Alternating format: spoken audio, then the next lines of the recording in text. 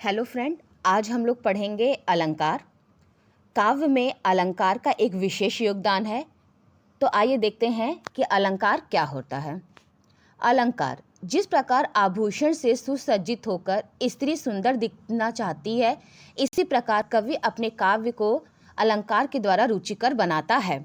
यहाँ देखिए, जो एक सिंपल सी फोटो है और दूसरी जो फोटो है उसमें जब गहना उसने आभूषण धारण किए हुए तो वो कितनी सुंदर लग रही है। ठीक उसी प्रकार जिस प्रकार यदि नारी गहनों का अलंकार को धारण करती है तो उसके सौंदर्य में चार चांद लग जाता है।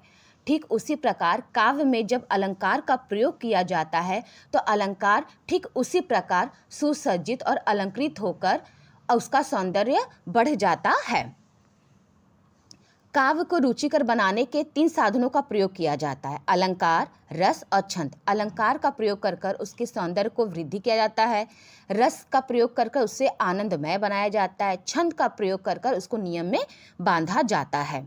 अलंकार शब्द की उत्पत्ति अलंक धन क्री धन गज से हुई है, जिसका अर्थ है आभूषण या आभूषित करना। आभूषण मतलब गहना से है। ठीक है।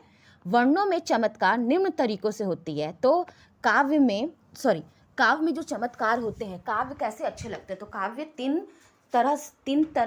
तीन तरह की बातें जो होती हैं इसको काव्य को सुंदर बनाती हैं। वर्णों और शब्दों की आवृत्ति मतलब बार बार होना। ठीक है। और दूसरा है काव्य के अर्थ में, जब काव्य के अर्थ में एक सौंदर्य, काव्य का अर्थ जब अच्छा होता है तो उससे सौंदर्यता आती है।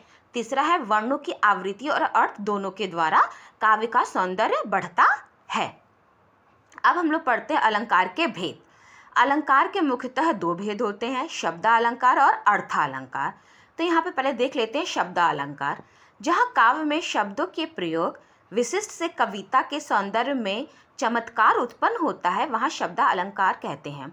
साधारण शब्दों में हम कह सकते हैं कि जब काव्य में शब्दों के प्रयोग से काव्य की सुंदरता आती है, काव्य में सौंदर्य बढ़ता है शब्दों के द्वारा, तो वहाँ पे शब्दालंकार होता है। जैसे भुज बल भूमि भूप बिन कीन्ही। इस उदाहरण में विशिष्ट व्यंजनों के प्रयोग से काव्य में सौंदर्य आया है।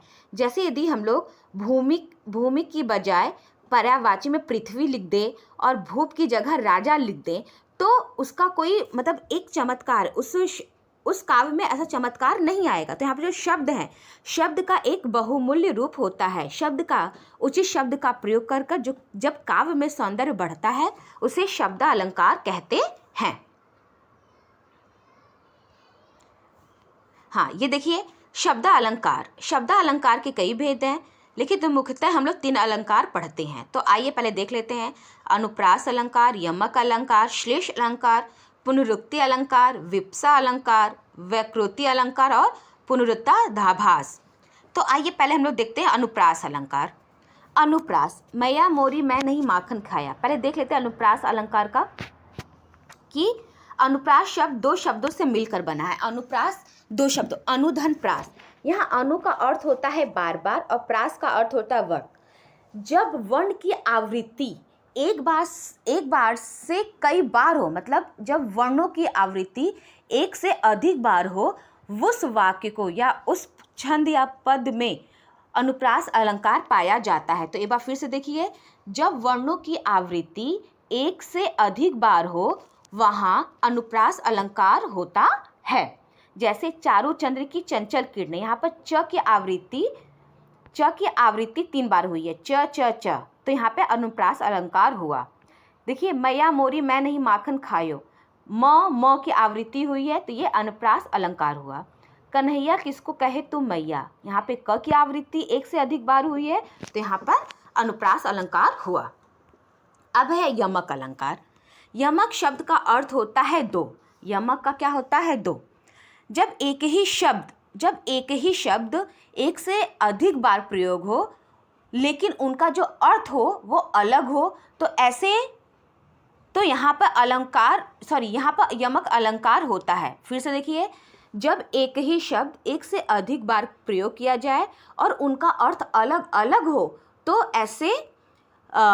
ऐसे शब्दों को हम लोग यमक अलंकार कहते हैं। जैसे देखिए यहाँ पे कनक कनक ते सौगुनी माँ दत्ता अधिकाय, वा खाए बौराए नर वा पाए बैराय। कनक कनक, यहाँ पे कनक कनक एक ही शब्द 2 बार आया है। एक कनक का अर्थ होता है सोना, दूसरे का अर्थ होता है धतूरा। कनक कनक ते सौगुनी माँ दत्ता अधिकाय, मतलब कि किसी चीज़ की यदि सोने की भी अधिकता ज़्यादा हो जाए तो इंसान पागल होने लगता है, और यदि धतूरा भी वो अति मतलब अधिक खा लेता है तो वो पगलाने लगता है। सजना है मुझे सजना के लिए, यहाँ पे सजना सजना आया है। एक सजना मतलब नायिका के प्रेमी का हुआ, दूसरा सजना है वह अपने आप को श्रृंगार के रूप में वो तैयार कर रही है। ठीक है, अब आता है श्लेष अलंकार। श्लेष का अर्थ होता है चिपका हुआ या मिला हुआ। श्लेष मतलब होता है चिपका हुआ या मिला हुआ।